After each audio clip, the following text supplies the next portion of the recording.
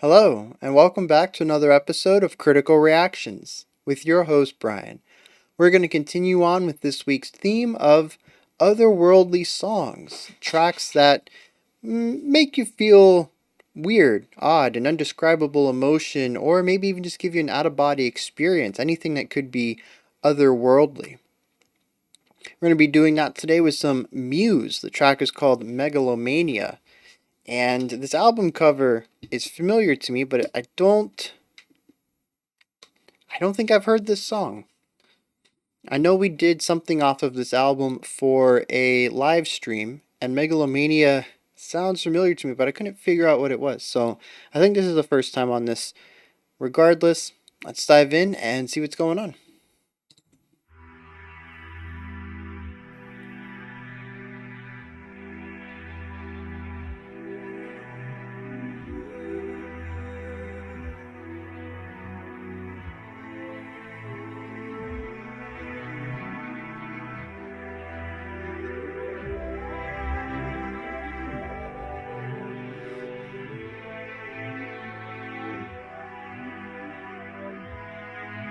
A lot of very atmospheric tracks this week.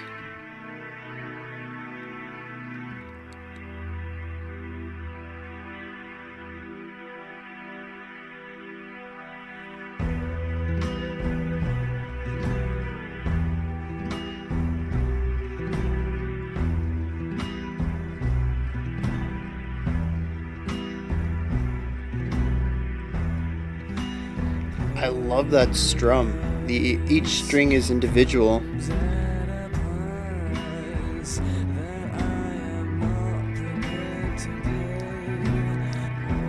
Yeah, a little bit of instability creeping in there.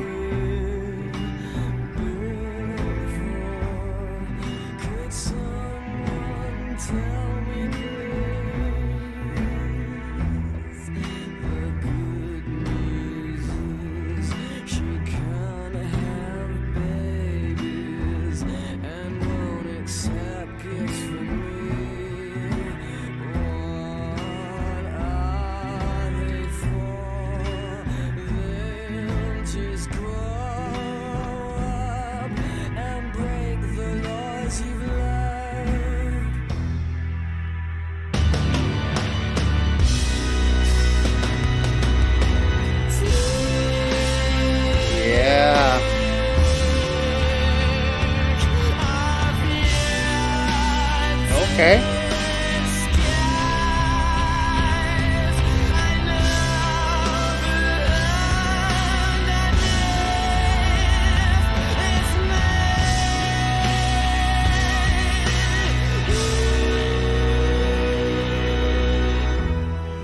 Oh man. I love the constant rising tension, even when it felt like we were going to be dropping down in range. Instead, the chord drops down and he stays on the note he left off on. So good.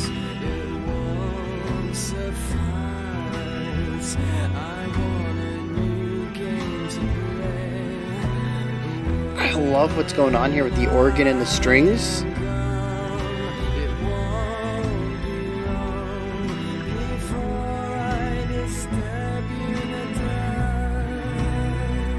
There's something so ominous about the phrasing for the vocals. I think it's all the subtle slides.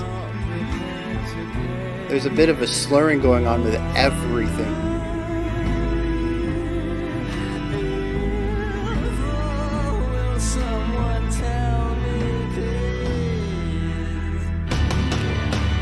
I feel like there's also a lot of half-step movement in the vocal melody, which is a really interesting property of them.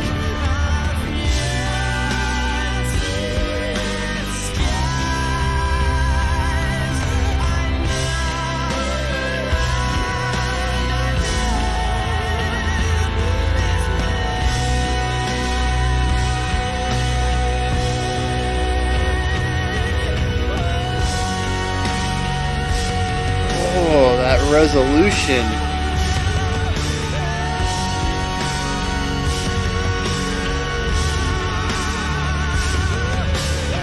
Yeah, interesting arpeggiation going on in the organ as well.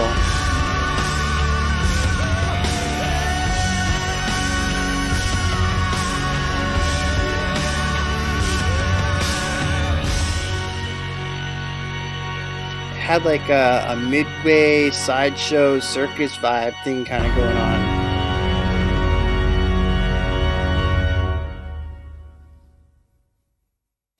Interesting. Not as long as I thought it was going to be. Really not expecting it to be over already. So there's a lot of really cool elements going in here that I don't even know where to start.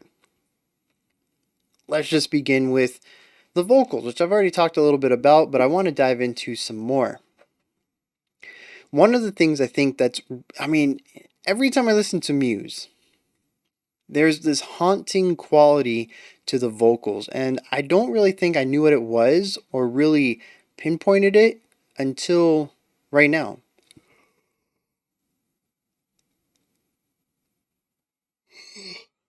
Sorry. And it's a mix of two things. There's a lot of half step movement in the vocals, and a lot of it is not, it doesn't really dig into dissonance. There's not a lot of instability in the way that the melodic line from the vocals tends to sit against the chords. I don't know if it's that the chords are chosen to fit the vocals or if they just, what in the world? If they just have that like they pick chords that would work well with half step movement, and then they place the melody where half steps could continue to rise or fall. But we see it several times in here, throughout both the verse and the chorus, where the vocals are these half step increments or decrements, decreasings. We see it rise or fall by half steps. And it gives a bit of a chromaticism to the vocal line. But the cool thing is, like I mentioned, it doesn't clash with the chords. The chords move in a way that facilitate these half-step movements. Sometimes he may be sitting around a group of half notes. He may use a chord that has three half notes next to each other. But he also allows half note rises by changing notes in the chord progression. Maybe in one chord, he has an E and an F. They're half note away from each other. But traditionally, unless you're in a key that would have a G flat, but not an E flat, that'd be a spicy chord right there. Yeah, so unless you're in an interesting chord, your next note up is going to be G, not G flat, which is a whole step away. So maybe the chord that comes next after he dances around this E and this F includes an F sharp in it, and now we've had a next whole step. So maybe we have a D sharp, an E, and an F, and then the next chord introduces an F sharp in there, and it allows for this continuous half step rising that never feels against the chord. The chords facilitate these, or I should say the chord changes facilitate them.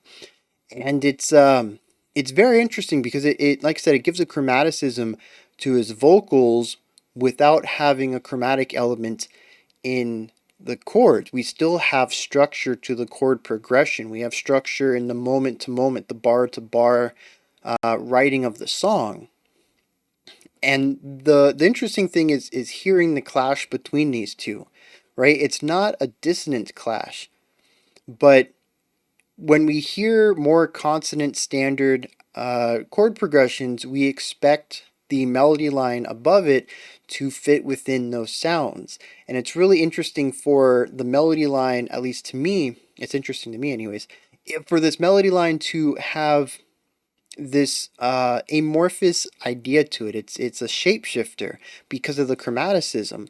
It at sometimes it feels major, sometimes it feels minor, and all of that is compared to what chords are being played under it. But regardless of that, it continues this chromatic element, which makes it feel like it could be anything, anywhere. So there's definitely something unnerving about that. But then the other thing that I've noticed with this singer is that there's not a lot of hard accentuation in his singing. There's a lot of slurred lines where he holds out these long notes, right? He's not really a person that I've heard too often where we have staccato or syncopated vocal ideas. It's usually these really long held out notes, and he'll go from one note into the next with what we would call slurs.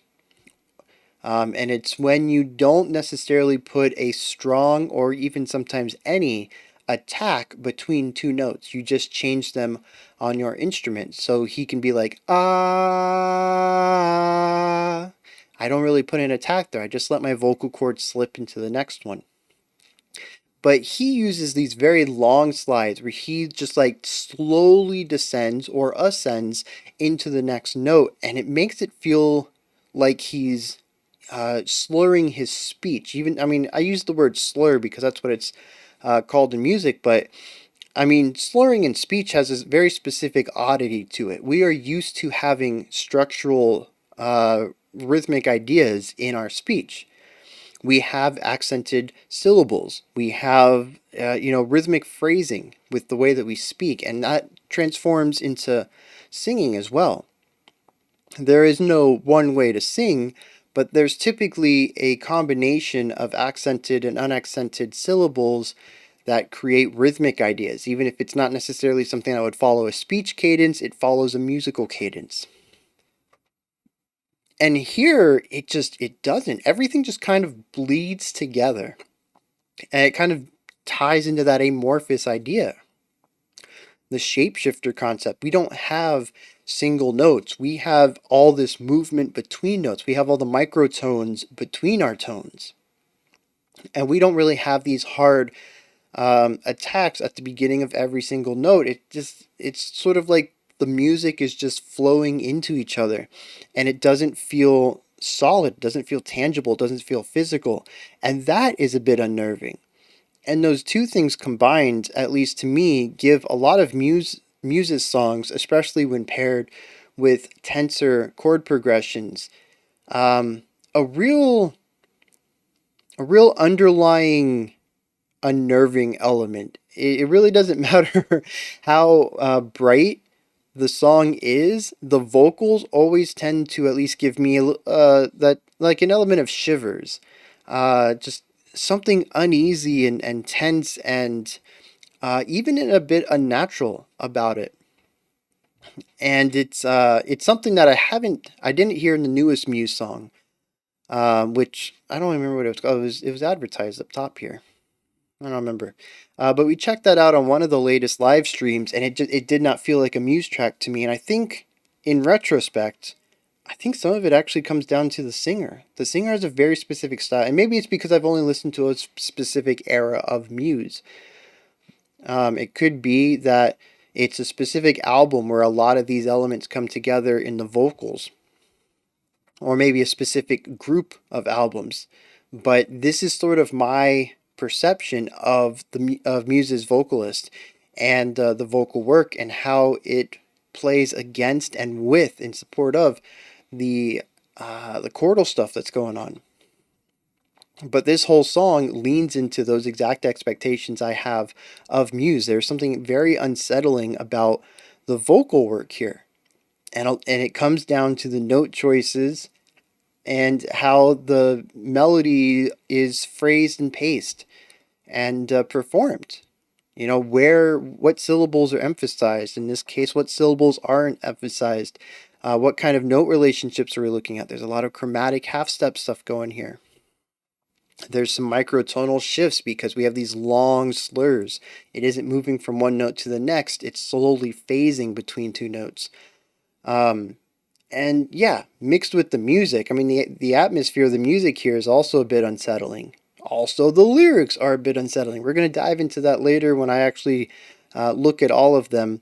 But the few times that I was paying attention to the lyrics, I mean, there's some interesting things being said here. And just with the tone of the piece and the way that he sings them, to me, it's a very unsettling song. But what I think is interesting is that against that is some phenomenal writing, melodic writing specifically, when we look away from the vocals. Something I've talked about before, I think it was during Great Orchestral Usage Week when we looked at a three-part track from Muse. I can't remember what it is. Full orchestra stuff, though. And I praise them for bringing in this phenomenal classical style composition into a rock, a prog rock kind of style track.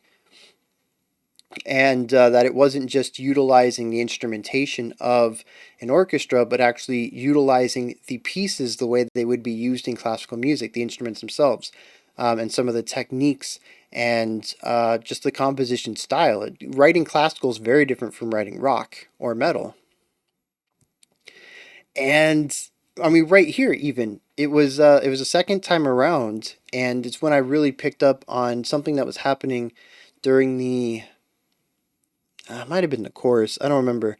But we had an organ right panned and some strings left panned, and the way that they were creating counterpoint, not just against themselves, but also against the vocals, was phenomenal. It was just some really cool stuff. We had some really neat triads coming in, but there was also some rhythmic playfulness that was happening in these two instruments that were being pushed up against these long held out notes in the vocals, and it was just really creating this phenomenal triad of melodies against this very uncomfortable atmosphere that everything else was creating. And that, again, is something I want to talk about too, because, the melody writing here is great. All the melody individually, but also how they come together. But I also want to talk about the chord stuff, because I already mentioned that they have enough chord theory, well, chord knowledge, I would say. You don't even have to be theoretical about it. Just understanding the chords and knowing what chords provide what notes, what affordances you have to allow for him to play these or sing these half note melody lines. They craft these wonderful chord progressions that are a bit atypical because they're trying to build specific melodies off of them. And they always know how to create this vibe no matter what they're aiming for, right?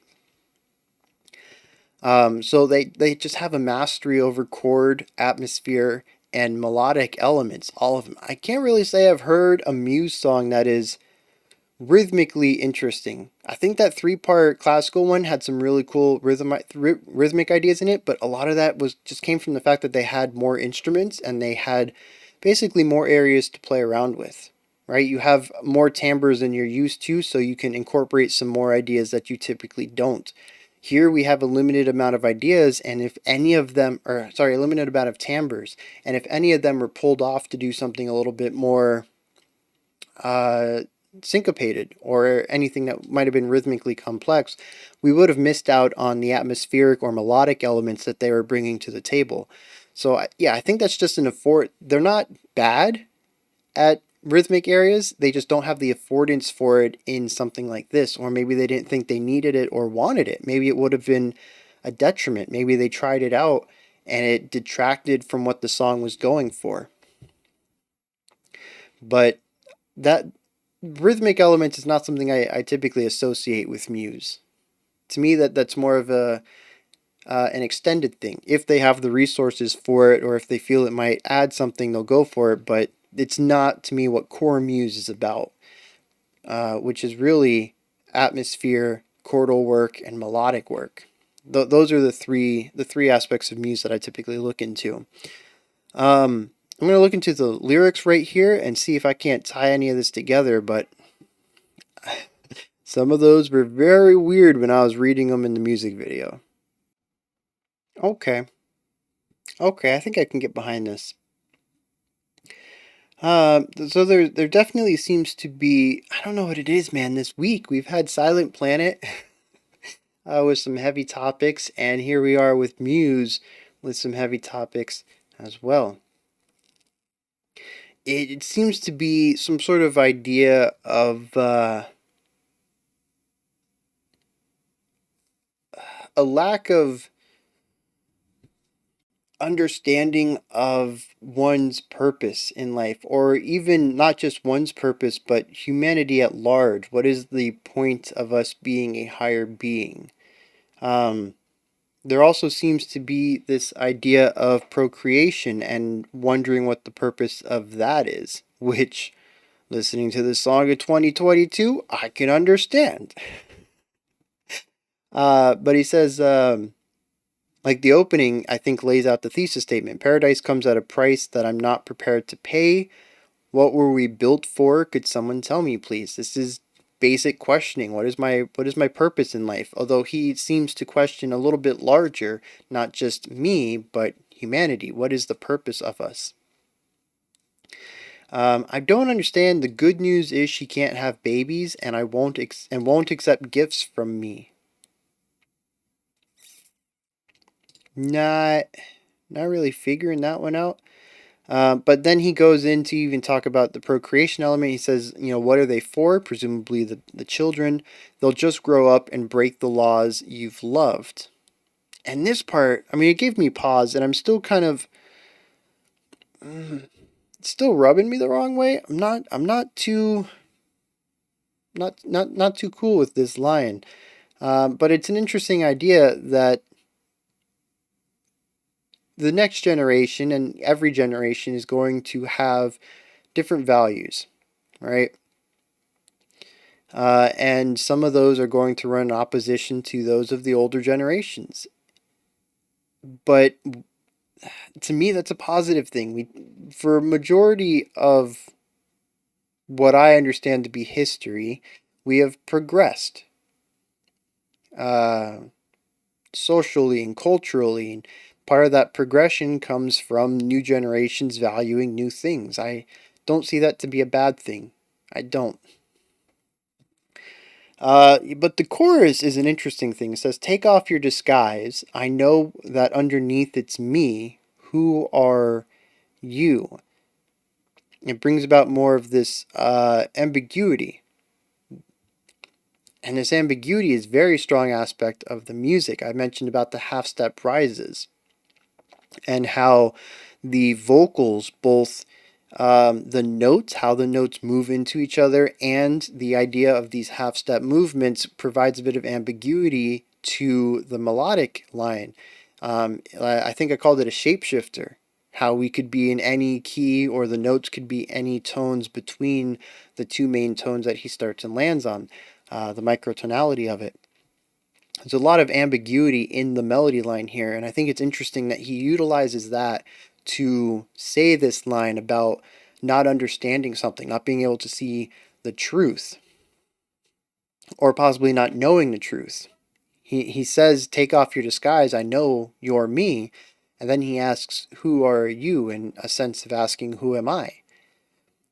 There's a bit of duality there in an understanding and not understanding, right? You know one truth, but you don't know another. I also really liked about this part, though. I meant to talk about it a little bit ago, but I did speak about it during the reaction. I think it's at the syllable for underneath, or maybe it's neath in the middle. I don't remember. But anyways, the chord progression, we have our main area, our kind of our center ground. We come up a little bit, and then we come down a little bit. I feel like we went under the starting area, and then we come back up a fair bit. So there's this roller coaster movement to the chord progression. However, the vocals don't do that. We rise, we keep doing these half step rises, and when it feels like the chord is going to fall and we expect the melodic line to fall with it, it stays where it is before rising again. There's this rising tension to it.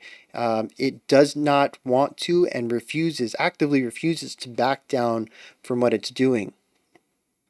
And I absolutely love how that works within all the context that's going on here.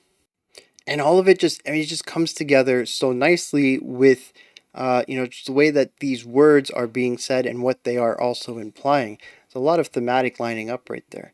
Verse 2 comes in and things get a little more off. It says, "Useless device, it won't suffice. I want a new game to play. And I'm kind of leaning towards this being the element of the human. The humanity is the useless device. He doesn't want to be a human anymore. He doesn't want to play the game of purpose, trying to figure out what his purpose might be. He says, "When I'm gone, it won't be long before I disturb you in the dark." Um, and again, I mean, it kind of feels like he's leaning towards a bleak afterlife. There's nothing on the other side kind of idea, but also disturb you in the dark brings about ideas of being a ghost and haunting a place, implying there is an afterlife. Uh, I don't know.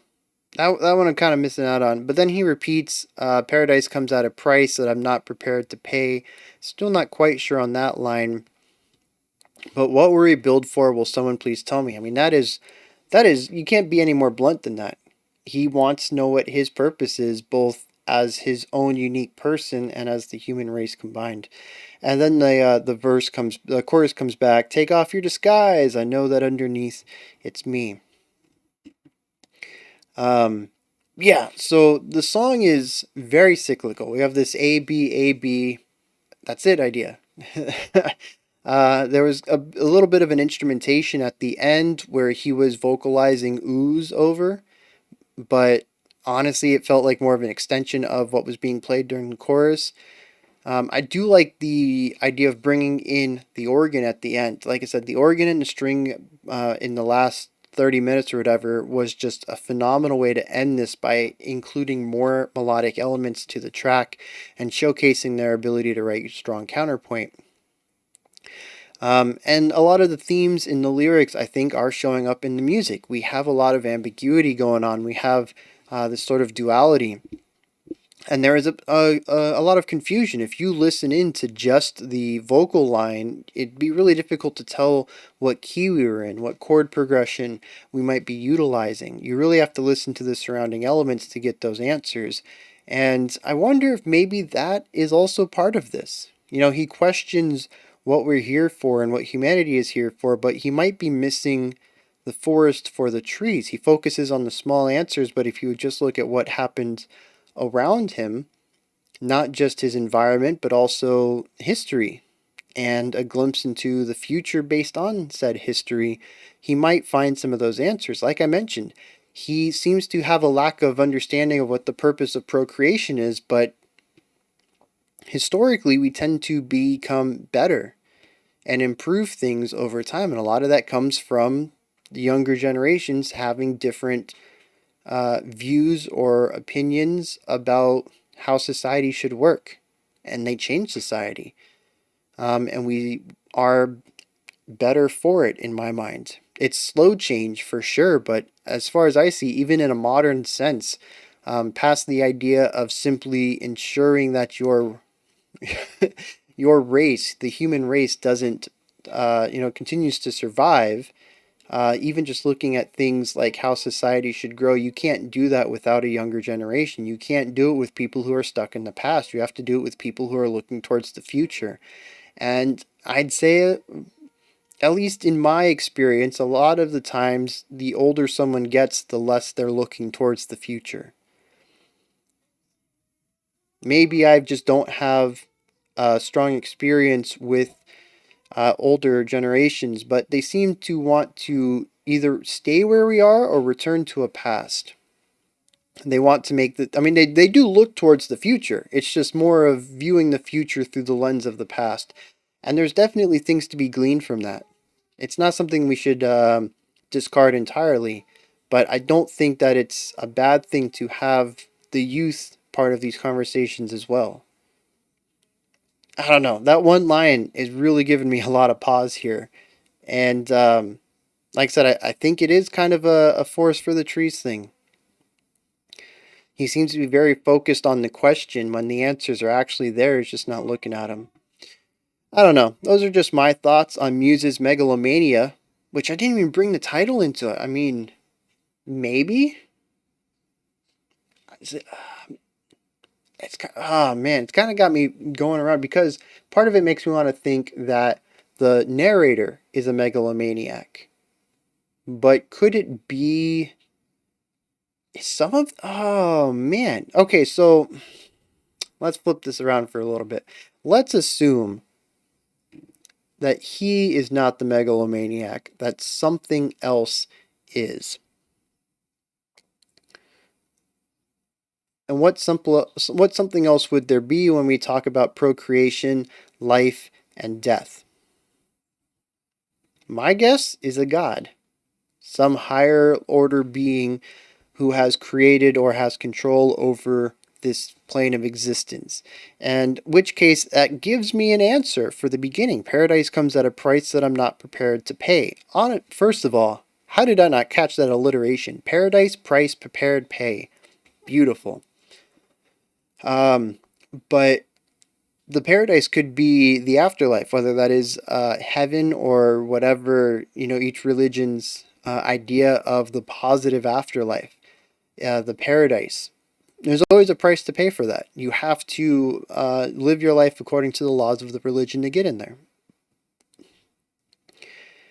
And that could lead into the idea of take off your disguise. I know that underneath it's me. Who are you? Assuming he's talking to this megalomaniac, this godlike creature. This could be a way of saying that he believes religion is constructed by man. Possibly that he's an atheist. Take off your disguise. So, speaking to a god, take off the mask that you wear, and underneath, he says me, but he might be just alluding to humanity. I've already talked about the fact that I kind of see this song as being both a question about him personally, his place in the universe, but also about humanity's place in the universe. And I think when he says that, he goes, it's underneath the disguise is me. It's saying that, it's just humans. You are just me. You're not a god. You're me in disguise. You're humans in disguise. But then he says, who are you? Possibly saying, again, what is your purpose? If we as a human have created religion and this this god creature, to ordain these rules and prepare us for this afterlife that I don't believe in, why did we do this? Again, going back to the idea of what is our purpose? He he seems to say that our purpose might be religion, but I believe that's man-made, so I'm back to square one. But I'm kind of questioning that now because I don't think that that's strong enough of an idea to run as a hook. I don't think that's particularly strong to be a chorus, something that would be repeated later. And then I guess that could kind of play into the idea of a useless device. It won't suffice, new game to play. The idea of a religion, that religion doesn't work. He just explained that it's constructed and that it's not real. So he says, it's useless, it won't suffice. I want a different game to play. Give me something else that could give me a reason for my purpose. He says, it won't be gone until I'm dead and I disturb you in the dark. And just like, I don't know, tying into these atheist ideas, it really leads me to think that he doesn't think there's an afterlife, but then he alludes to a haunting. And yeah, I don't know, man. I thought I was on to something. I was making some connections here with this idea of speaking to a god. And I think I'm walking away with just as many questions about the lyrics. So I might be off base on that. I mean, well, we could also take this in the idea of like a world leader. And that brings up some interesting ideas. Like, take off your disguise. I know it's underneath, it's me, can kind of fit into that idea that we're all humans. But who are you brings into the fact, like, what gives you any more right to create these rules and tell us what to do since you're no different than I am? We're all just humans. We're all the same. But then, I mean, the useless device would play into society and government, and then it still makes me a bit lost on the disturb you in the dark idea. So, and I don't think this works with the paradise comes at a price concept. So, yeah, I don't know. I think this could be read a few different ways. I'm kind of curious what the singer's original intention was. But at the end of the day, I really enjoy the song. I like the eeriness about all of it, the ambiguity in both the lyrics and the music, and just the way that they can take these elements of music that I personally really enjoy: structure, chord progression, uh, phrasing, counterpoint, and work them in these very particular ways to craft the ideas that they're going for. I think they do a fantastic point of that. This is where you guys come in, hit me up, your thoughts and perspectives on Muse's Megalomania. Did you enjoy this? Was there anything that stood out to you? I gave 3 interpretations of these lyrics, which is quite unusual for me. Let me know which one you think is most accurate, I suppose. When you're done commenting, head up to the description box. There's a link in there for a link tree. It'll take you to this menu right here. It's a fantastic resource for everything related to the channel. You can join the Patreon and vote on future themes and songs. You can follow me on Twitter, join the Discord community, pick up some merch, submit some special selections. There's just a bunch of stuff. Go ahead and check it out. Above that, if you could, like, subscribe, and ring the bell. I greatly appreciate all 3 of those.